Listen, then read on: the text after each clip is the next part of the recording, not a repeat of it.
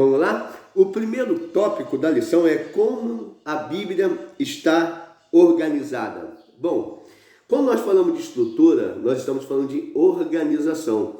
Então, existe um contexto que a Bíblia, mesmo ela tendo os 66 livros, e foi escrita durante 1.600 anos, com cerca de 40 autores, de lugares diferentes, totalmente em palácio, em fazenda, em guerra, em campo, apaixonado, triste, e assim sucessivamente.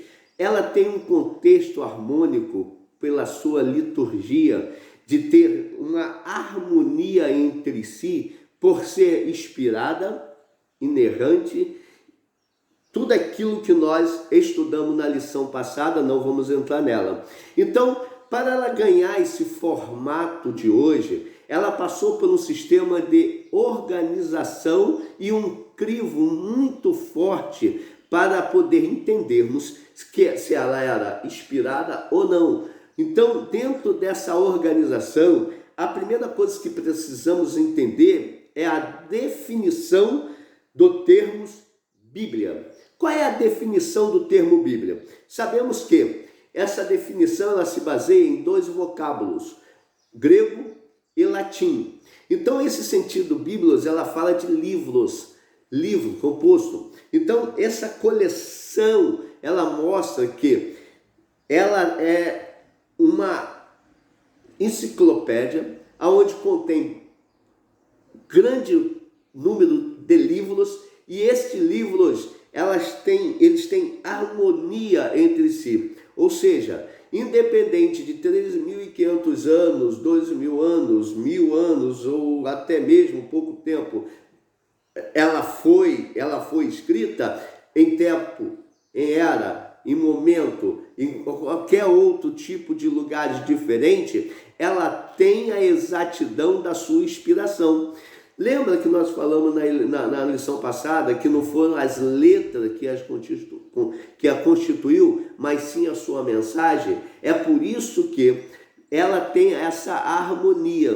Por ela ter essa harmonia, no ano de 150 depois de Cristo, aproximadamente, Paulo já a declara como Bíblia, porque foi usado o termo grego, aonde que fala biblos, aonde que mostra que esse termo facundaria hoje o que nós temos em mão. Então, o termo Bíblia, ela é baseada nesses dois vocábulos, né? No vocábulo grego e no vocábulo latim, que significa biblos, ou seja, livros.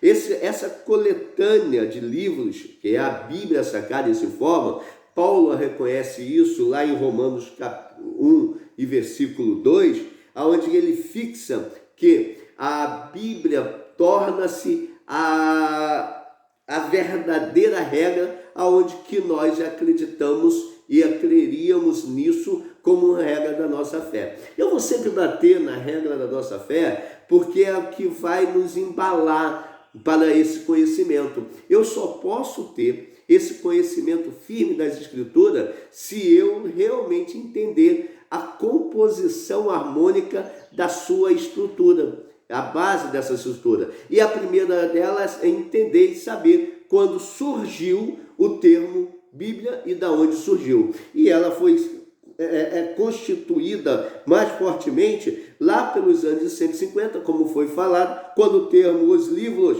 para referir-se à palavra de Deus, foi constituído pelos os apóstolos. O segundo subtópico, nós temos que entender o que é o cano bíblico. O que é um cano bíblico? Ela fala, a expressão canon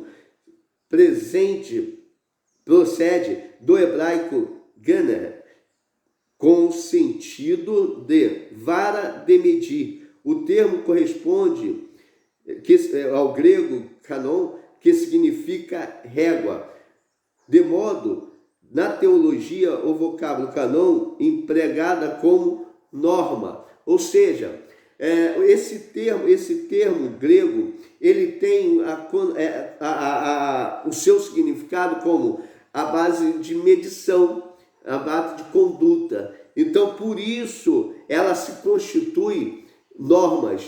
por ela ser uma norma de conduta, ela passou-se a esse crivo de ser denominado como canon bíblico, por ela ser totalmente inspirada por Deus, por ela ser inspirada pelo Senhor Jesus, pelo Senhor nosso Deus. E essa inspiração faz com que ela tenha, dentro do seu contexto de enciclopédica bíblica, união de conjunto de veracidade da sua santa e sagrada escritura, como fosse a nossa norma. A norma quando chega no final, o cânon bíblico está completo. Nada pode ser acrescentado ou retirado da escritura canônica. Significa que ela veio com uma norma tão contundente que ela se formou dentro de uma realidade, uma obra totalmente completa, totalmente eficaz. O autor da revista, ele está bem direto e nos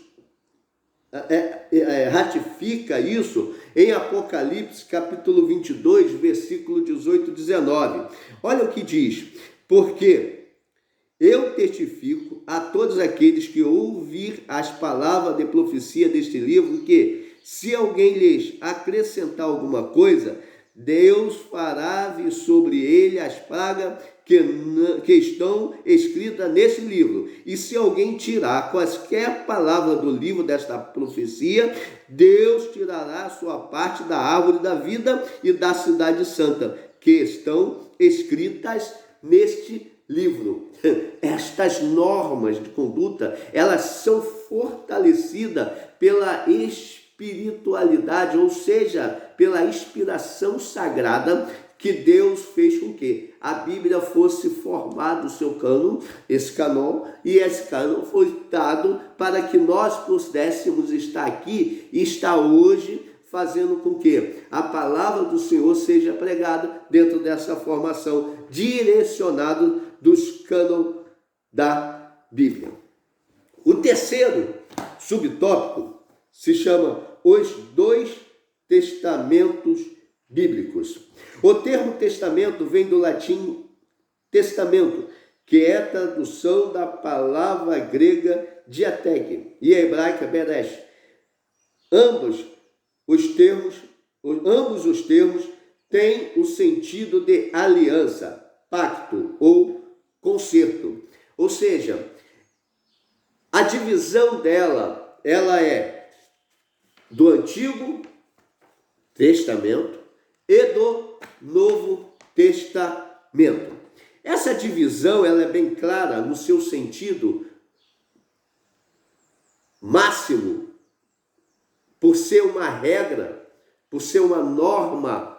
Ela tem como base o concerto, o pacto de Deus com a sua criação. Esse concerto tem uma sequência de segmento, aonde que só poderemos entendê-la se mediante um estudo e crença naquilo que estamos estudando. Quando nós falamos isso, nós nos baseamos que para a Bíblia ter constituído o seu cânon, ela foi baseada em um testamento. E esse testamento é justamente as normas de pacto entre Deus e o homem. É justamente esse entendimento que precisamos ter para a nossa regra de fé, para entendermos, para compreendermos que temos uma sequência para seguir. E essa sequência de seguir está justamente baseada nessa aliança. É por isso que lá o autor, ele fala que nada pode ser mais acrescentada, nada pode ser tirado, porque aqui está constituído uma obra totalmente completa. Não há nada para ainda ser escrito, não há nada para ainda ser conduzido, porque a Bíblia, ela é a nossa verdadeira regra de fé, em sua palavra, em sua composição e em sua inspiração.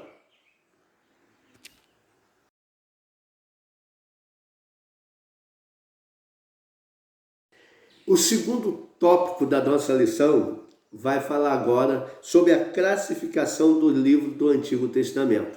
nós vamos fazer essa classificação, como falamos no objetivo da lição, para que possamos entendê-la melhor, tá?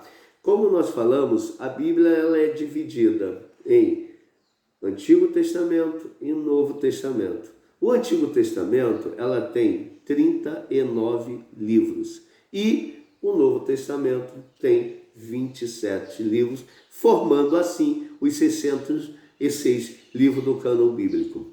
Sendo que essa Bíblia ela foi escrita, como foi dita antes, por cerca de 40 autores mediante 1.600 anos. E ela foi escrita em duas línguas predominantes, em parte em uma. Ou seja, ela foi escrita, o Antigo Testamento, ela foi escrita em hebraico e algumas partes em aramaico, e o Novo Testamento no grego, principalmente uma língua chamada grego koiné, aonde que os malta, na tempo do grego, né, malta grego, eles, período ali do ano 4 a.C. até o ano 5, era a língua que tinha conhecimento geral. E por koiné ser de conhecimento geral, a inspiração divina foi totalmente direcionada com ela para que houvesse entendimento de todas as nações. Até nisso o Espírito Santo trabalhou. Mas vamos voltar ao tema do tópico, que é sobre o Antigo Testamento. Esse tópico do Antigo Testamento, primeiro existe os livros do Antigo Testamento. Como eu falei no primeiro subtópico, nós vamos falar sobre ela, os livros do Antigo Testamento. Como nós falamos, são 39 livros. Esses 39 livros, ele tem a sua divisão.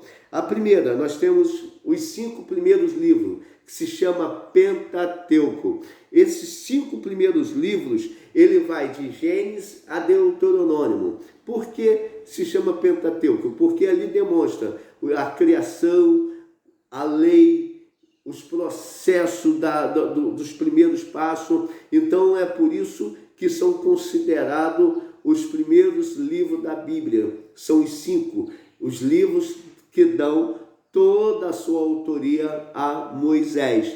Então o Pentateuco, os 5 livros, eles são a primeira divisão. A segunda divisão são os históricos. Eles são compostos de 12 livros. Ele vai de Josué a Esther, onde relata, ela conta, ela mostra toda a história dos povos antigos e principalmente do povo de Israel, a seu início, a sua jornada, as suas conquistas, os seus cativeiros vividos. Tudo isso está contido nesses 12 livros históricos. Então, a terceira divisão são os livros poéticos. Esses livros poéticos, eles vão de Jó a Cantares de Salomão, de Jó a Cantares de Salomão. Esses cinco livros, ele vem contando poesias clássicas, cântico, hino, impulsionando a adoração, ao amor, ao louvor, à adoração contínua. Ali está contínuo o ensinamento maior. E a última divisão desse livro, do Antigo Testamento, que são os proféticos. Esses proféticos, eles são divididos também em duas partes. Os profetas maiores, que são Daniel, Ezequiel, Jeremias, Isaías, né? Essa divisão, ele contém 5 livros. E os profetas menores, que são 12. Esse profeta menor, ele vai de Oséias a Malaquias. Então, a divisão do Antigo Testamento, elas são baseadas em 5: Pentateuco, histórico, poético e